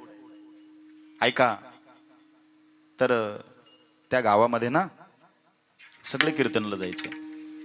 पण त्या लोहगावमध्ये जिचं माहेर आहे देहू आणि तिचं सासर आहे लोहगाव, तिथं ती म्हातारी. आता माहेरचं जर कोणी आलं, तुकोबा कुठले होते? देहूचे. या म्हातारीचं माहेर कोणतं आहे? देहू. माहेरचं जर कोणी आलं ना, माफी मागून बोलतो माझ्या माता भगिनींना, माहेरचं कुत्र जरी आलं ना तरी ते बाईला प्रिय वाटतं. ती म्हणली अगं माझ्या माहेरचं कुत्रं आहे हे, अगं कुत्रं आहे ते माझ्या माहेरचं आहे. इतकं माहेरवर प्रेम असतं, लक्षात घ्या. आणि तुकोबा माहेरची आहे, पण ही कीर्तनाला जायचीच नाही. एक नातू तिच्या जवळ झोपायचा, मुलं म्हणायची आई चाल ना, पती म्हणायचं अगं चाल ना, सुना म्हणायच्या आत्याबाई सासूबाई चाला ना कीर्तनाला. ती म्हातारी काय म्हणायची माहितीये का, काय ऐका त्या येड्या तुक्याचं, काय म्हणायची पहा बर का भाषा काय ऐका त्या येड्या तुक्याचं. हा अरे इतका येडा येतो म्हणे, त्यानं संसार बुडवला आणि गाथा लिहिला. काय म्हणली, त्याने संसार बुडवला आणि गाथा लिहिला, नंतर देहूच्या लोकांनी तो गाथाच पाण्यात बुडवला. काय तत्व आहे. आणि काय ऐका त्या येड्या तुक्याचं. एक लक्षात घ्या, साईबाबा शिर्डीला होते ना, सर्वांगाचे कान करा, साईबाबा शिर्डीला होते ना, त्या काळात लोकांनी साईबाबांना घासभर अन्न खायला दिलं नाही. आज साईबाबा समाधीला बसलेत, साईबाबांच्या समाधीला सोन्याच्या ताटलीत जेवण आहे. काय कळतंय का मी काय सांगतो. साईबाबा शिर्डीला ज्या वेळेला होते त्यावेळेला साईबाबांना या शिर्डीतल्या लोकांनी दिवा लावायला तेल दिलं नाही. दिवाळीच्या दिवशी काय बोललो, साईबाबा होते शिर्डीला त्यावेळेला या शिर्डीतल्या लोकांनी साईबाबाला दिवाळीच्या दिवशी दिवा लावायला तेल दिलं नाही. आणि आता अख्खी शिर्डी साईबाबाच्या नावावर दिवाळी साजरी करते. माझे ज्ञानेश्वर माऊली आळंदीला होते, 750 वर्षापूर्वीची गोष्ट सांगतोय. माझे माऊली आळंदीला होते. या धर्म मार्तंडांना जर स्पर्श झाला तर ते म्हणायचे पापाच्या संततीला स्पर्श झाला, शिवाशिव झाली. काय म्हणायचे, शिवाशिव झाली, शिवाशिव झाली. संन्याशाच्या पोराला हात लागला म्हणून घरी जाऊन पंचगव्याने आंघोळ करायचे. आणि आता माऊली समाधीला बसलेत, माऊलीच्या समाधीला शिवण्यासाठी हेच लोक आता रांगेत उभे आहेत. लक्षात ठेवा, संत नवती जगा मानसाच्या सारिके. जोपर्यंत साधू संत समाजात असतात तोपर्यंत त्यांची किंमत कळत नाही. पुन्हा वाक्य रिपीट करतो, साधं बोलतोय मी पण मार्मिक काही महत्वाचं आहे. जोपर्यंत साधू संत समाजात असतात तोपर्यंत त्यांची किंमत कळत नाही, आणि जोपर्यंत आईबाप कुटुंबात असतात तोपर्यंत महत्व कळत नाही. विठ्ठल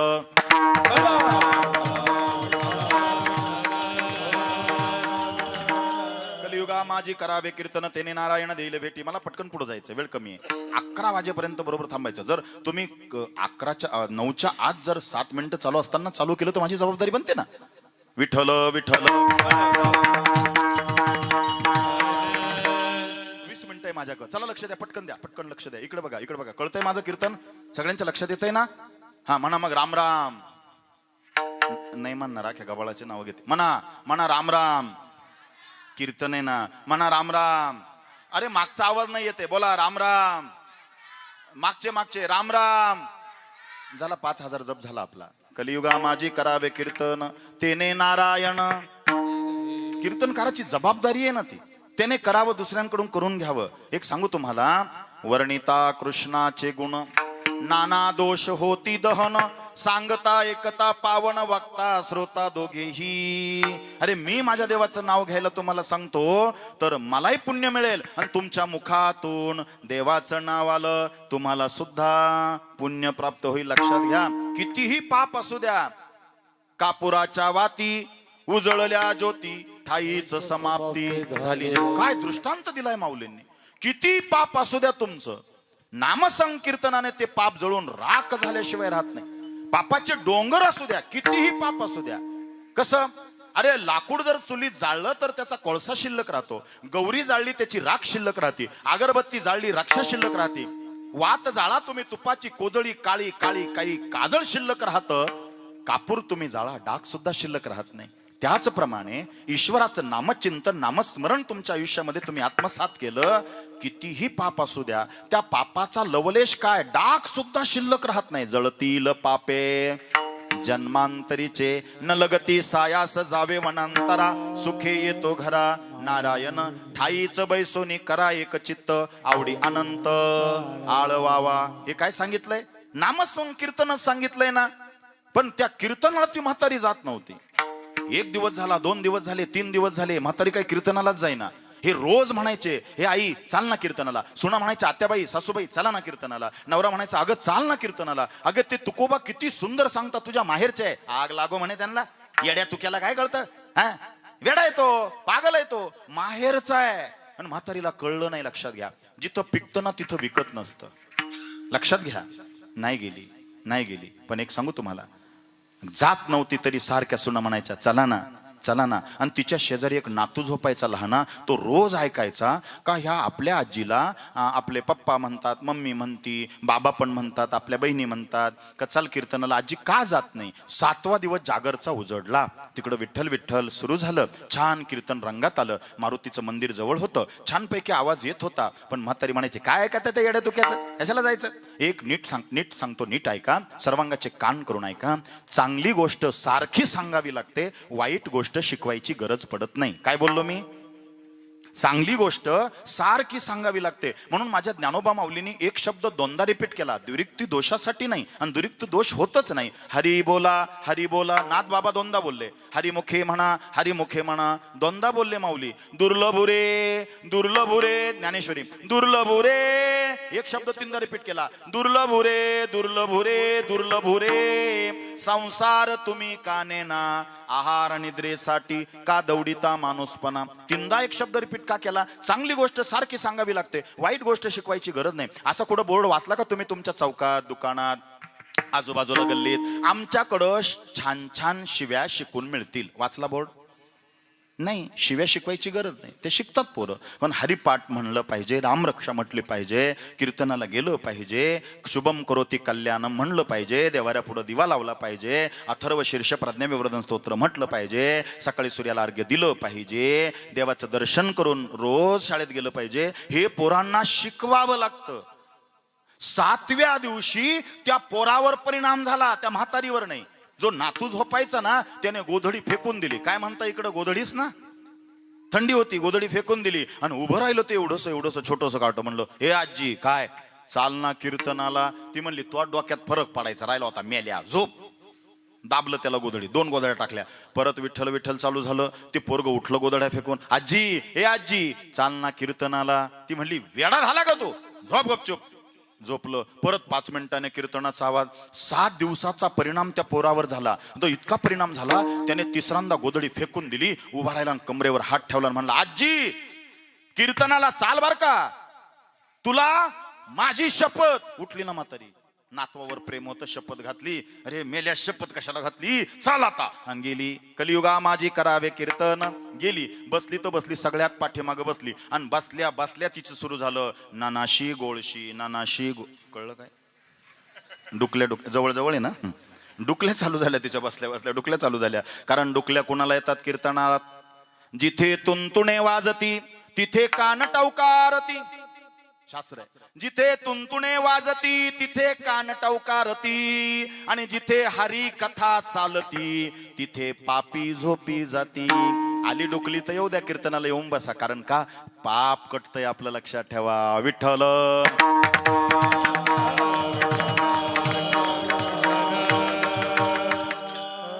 ऐकलं तर नाही तिने, फक्त चालू होतं तिचं.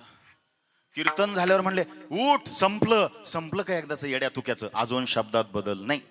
घरी गेली. पण नीट ऐका, पुढचं फार सुंदर आहे. ऐकलं असेल किंवा नसेल, सो आय डोंट नो, पण आत्ताच्या माझ्या विषयाला अनुसरून आहे. एवढं जरी ते मला कळलं ना. 2रं चरण, कलियुगा माझी करावे कीर्तन, तेने नारायण देईल भेटी.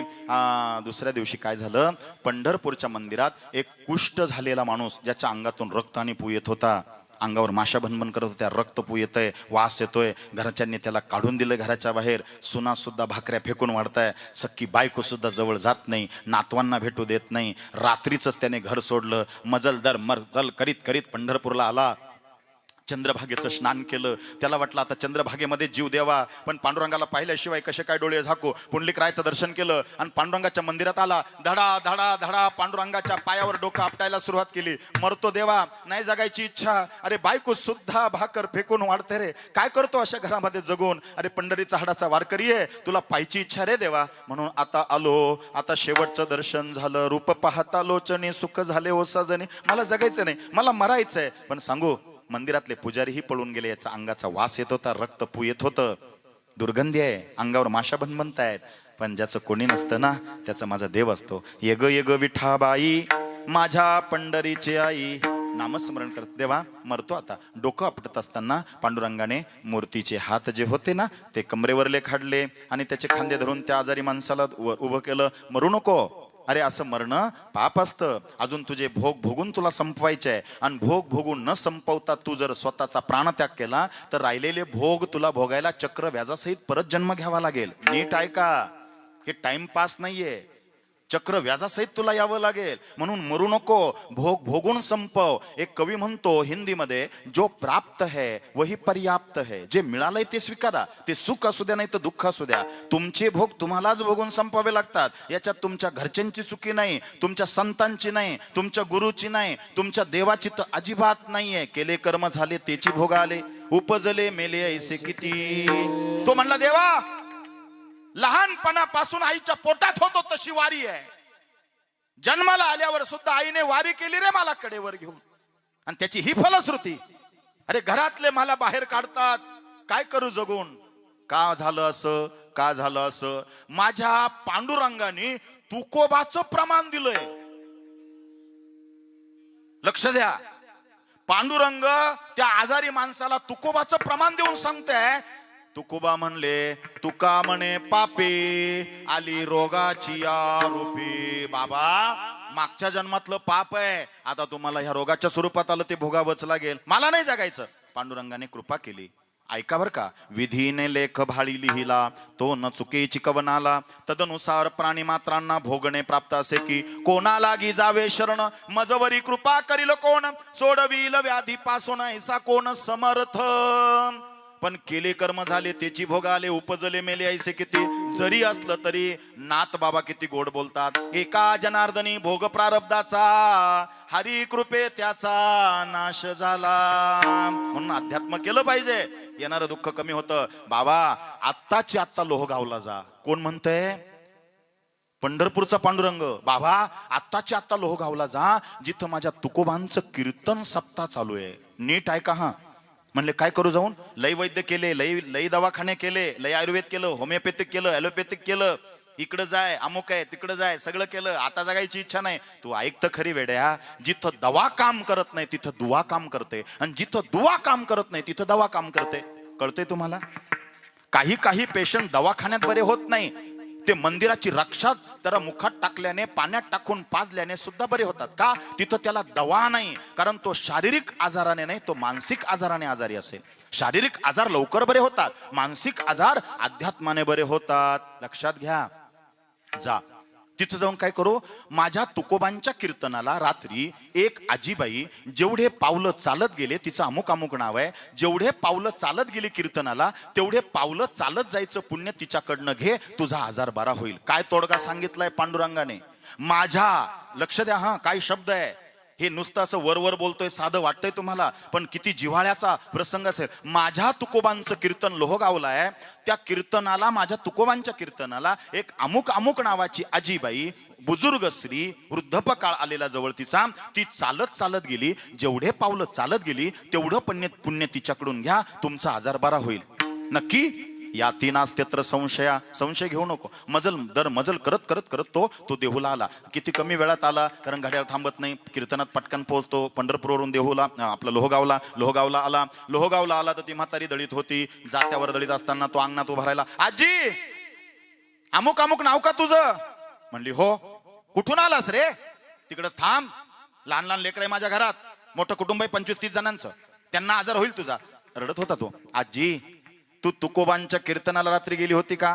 गेली होती. येड्या तुक्याच्या कीर्तनाला. अजून शब्दात बदल नाही. आजी तू जेवढे पावलं चालत गेली ना तेवढं पुण्य मला दे, माझा आजार बरा होईल, असं पांडुरंगाने सांगितलं. म्हातारीने पदर तोंडात कोंबला हसायला लागली. म्हणली मी तर त्याशी भजत नाही, त्याची पूजा करत नाही, आणि त्या विठ्ठलाने माग काल पाठवलं. आजी म्हातारा झालो ग, कधी खोटं नाही बोललो, पंढरीचा हाडाचा वारकरी आहे ग, तू जेवढे पावलं चालत गेली ना कीर्तनाला तेवढं पुण्य दे. ती म्हणली हे आजारी, याला एकदाच कटवा. घरात गेली, पाणी आणलं तांब्यामध्ये, हातावर घेतलं, 2-3 अक्षदाचे दाणे टाकले, आणि काय म्हणली? मी रात्री येड्या तुक्याच्या कीर्तनाला, तरी शब्दात बदल नाही, मी रात्री येड्या तुक्याच्या कीर्तनाला जेवढे पावलं चालत गेली तेवढं पावलं चालत जायचं पुण्य या आजारी माणसाला देते. दिलं पाणी सोडून. अरे बघता काय माझ्याकडं? जादूची कांडी फिरवावी असा चमत्कार झाला, आणि त्याचा देह सुवर्णासारखा चमकू लागला. सगळा आजार त्याचा गेला. म्हातारीच्या खळकण डोळ्यात पाणी आलं. ती म्हणली मी जेवढे पावलं कीर्तनाला चालत गेली तेवढं पुण्य ह्या आजारी माणसाला दिलं, याचा रोग बरा झाला, माझा भवरोग बरा होणार नाही का? वर्तत असता संसारी स्वामी पद आठवी अंतरी, तयांती या भवसागरी निशेतारी ती समर्थ, सर्व कामना पुरवण अंती दावेती सुरभुवन. पुढचं अंडरलाईन करा. जे नर करती नामस्मरण ते मुक्त याच देही, कलियुगा माझी करावे कीर्तन तेने नारायण देईल भेटी. कसं असतं ते कीर्तन? विठोबा रखुमाई,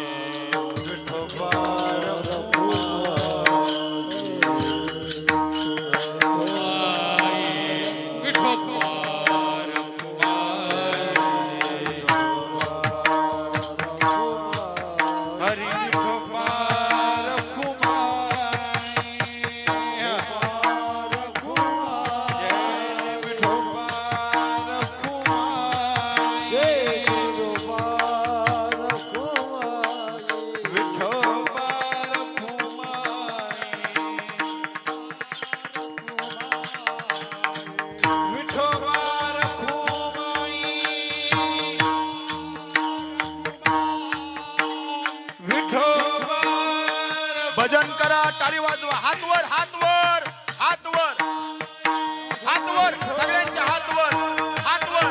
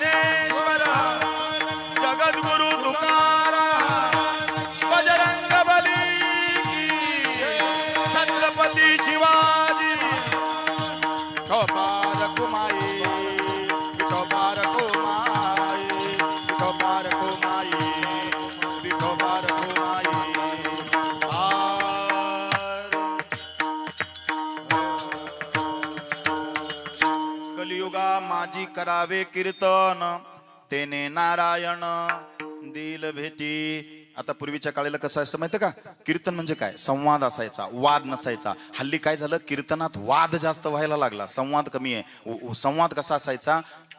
कोणीतरी उभं राहायचं, रात्रभर कीर्तन चालू, कोणीतरी उभं राहायचं, कोणीतरी उभं राहिलं, तुकोबा आम्हाला कळालं कलियुगा माझी करावे कीर्तन तेने नारायण देईल भेटी. पण तुकोबा हे नामसंकीर्तन केलं पाहिजे, खाता पिता उठता बसता केलं पाहिजे, कारण ते श्रेष्ठ आहे. देवाचं नाम म्हणजेच कीर्तन आहे. आम्हाला आज कळलं कीर्तनाचा किती फायदे असतात हे आम्हाला कळलं. पाप जळून राख होतं, समरण नामस्मरण, मरणाच्या सोबत तेच येतं. काय येतं? नामस्मरण. फार कीर्तन श्रेष्ठ आहे. कीर्तन चांग, कीर्तन चांग होय अंग हरी रूप. आहे का नाही? नाचू कीर्तनाचे रंगी,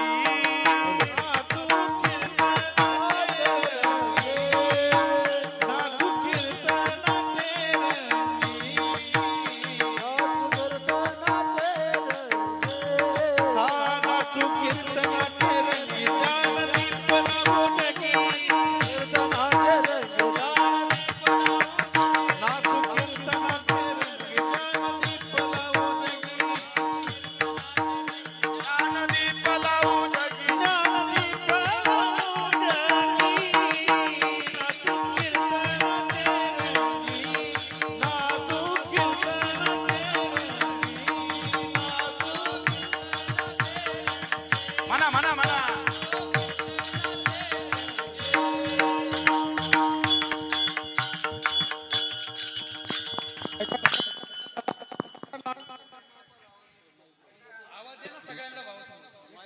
मला वाटलं म्हणतीच नाही का काय तुम्ही? विठाल विठाल.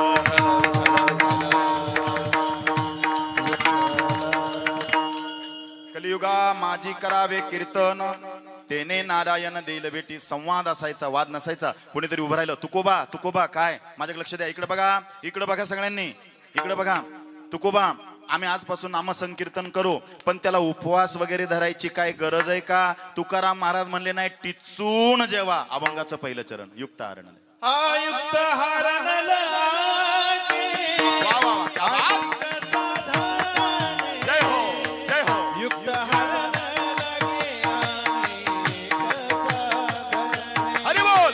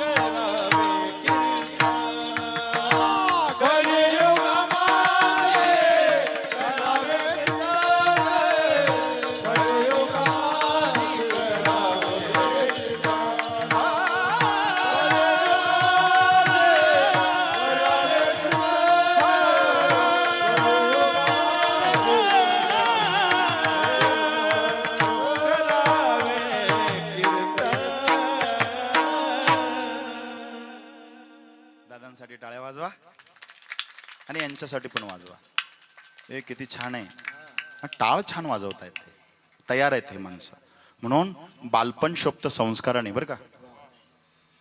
बालपण शोभत संस्काराने, तरुणपण शोभत वैराग्याने, आणि म्हातारपण शोभत पत्ते खेळल्याने. चुकलो, सॉरी. ते बसलेले असतात काही काही मंदिरात, माफ करा. बालपण शोभत संस्काराने, तरुणपण शोभत वैराग्याने, आणि म्हातारपण शोभत फक्त देवाच्या नामस्मरणाने. निवृत्ती राया, निवृत्ती राया,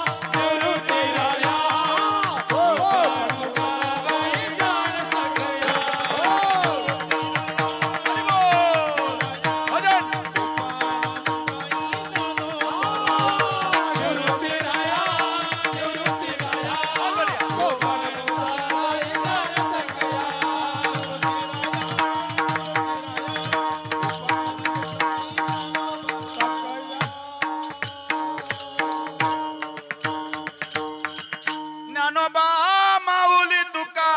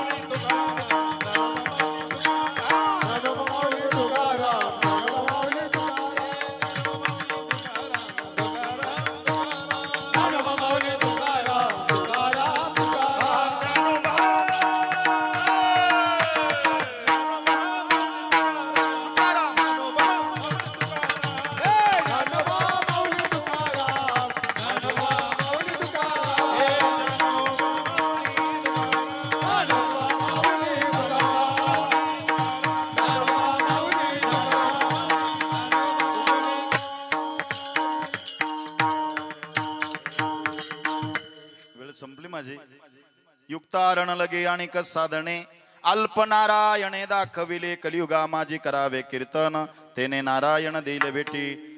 उपवास धरायची गरज नाही. ज्यांना उपवास निघत नाही त्यांनी तुकोबा म्हणले टिचून जेवायचं. तुकोबा बोलले बरं का, युक्तारण लगे आणि साधने अल्प नारायणे दाखविले काय कलियुगा माझी करावे कीर्तन तेने नारायण देईल भेटी. नाही तुला उपवास निघत ना, टिचून जेव. कसं जेव? एक बोट इथं लावायचं, एक बोट इथं लावायचं.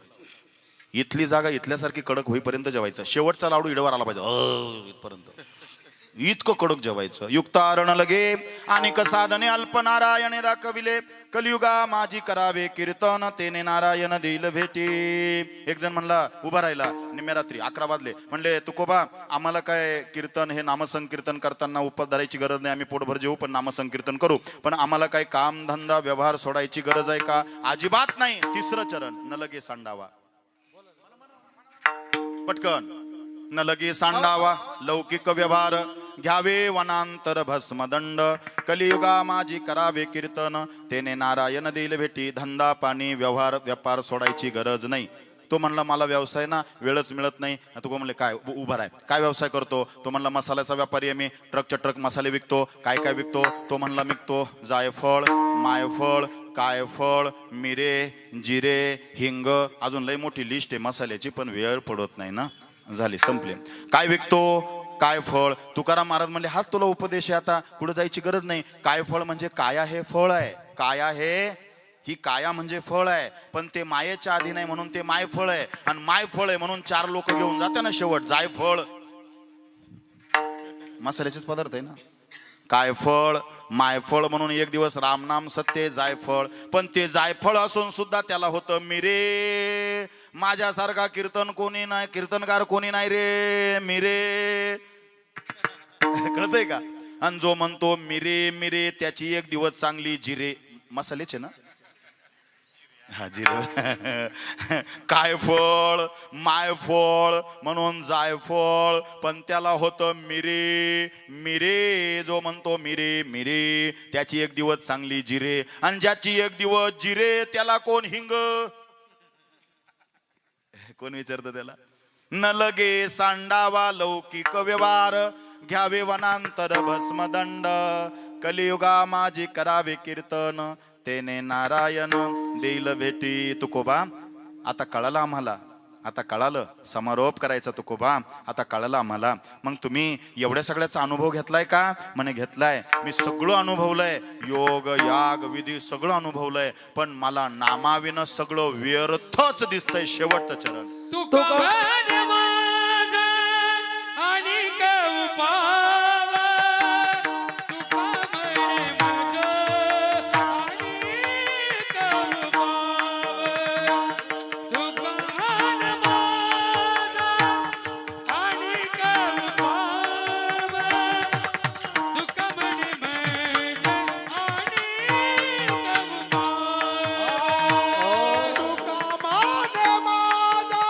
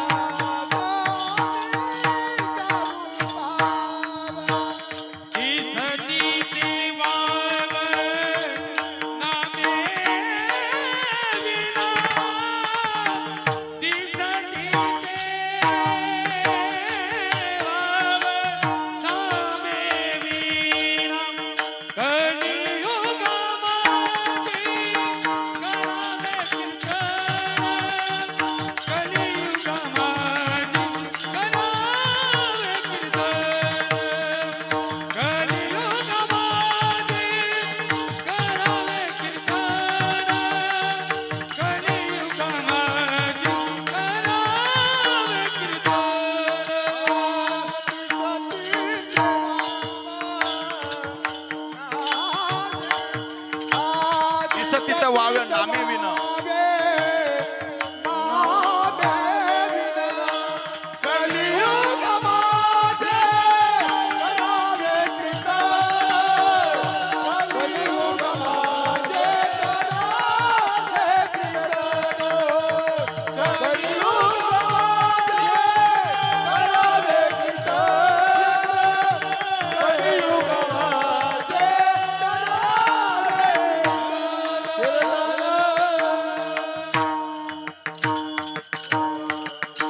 सगळ्यांना धन्यवाद देतो.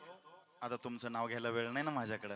हा, समस्त ग्रामस्थ नाशी आणि समस्त पंचकृषी आपण सगळ्यांनी सुंदर असं नियोजन केलं. आपण आलात, श्रवण भक्तीचा कीर्तनाचा आनंद घेतला. मृदुंगाचार्य एकदा जोरदार त्यांच्यासाठी टाळ्या वाजवा. गायनाचार्यांसाठी टाळ्या वाजवा. विनेकरी बाबा असतील, साऊंड सिस्टम असेल, ज्यांनी ज्यांनी तनाने मनाने धनाने ह्या कार्यक्रमाला सहकार्य केलं, समस्त ग्रामस्थ ननाशी आपल्या सगळ्यांना धन्यवाद देतो. काही चुकलं असेल ना, नसेल आवडलं एखादं वाक्य माझं मला द्या, मी माझ्या भगूरला घेऊन जातो. आवडलं असेल सोबत न्या. कर्मधर्म सहयोगाने मारुती राय तुमचं कल्याण करो. सगळ्यांचं आयुष्य सुखाचं समृद्धीचं भरभराटीचं हो. सगळ्यांच्या गळ्यात तुळशीची माळ पडो. पंढरीची वारी घडो. माझ्या देवाचं नाम प्रत्येकाच्या मुखात येऊ. विठ्ठल जय जय.